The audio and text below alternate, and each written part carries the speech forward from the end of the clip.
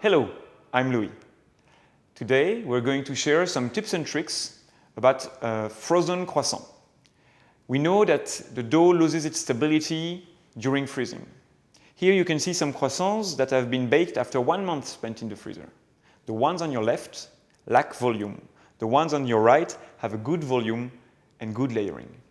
Now we're going to share with you the tips and tricks to obtain this result. When you work with frozen dough, you need your dough to be more strong and more tolerant. Therefore, you need to use a flour with a higher protein content.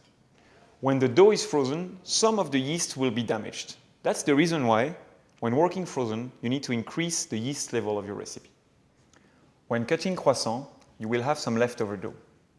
You may use this scrap dough in your mixer, but be sure not to use more than 20% on flour weight. You want to avoid all fermentation before freezing. Therefore, you need to make sure that you obtain a very cold dough. As I said, you want to avoid all fermentation before freezing. Therefore, after makeup, you want to put them in the blast freezer as soon as possible. And if you don't have a blast freezer, put them in your storage freezer as quickly as you can.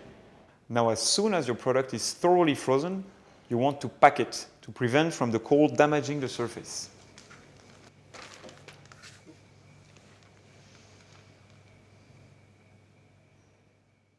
To prevent blisters on the surface of your product, you want to avoid proofing croissants that are still frozen.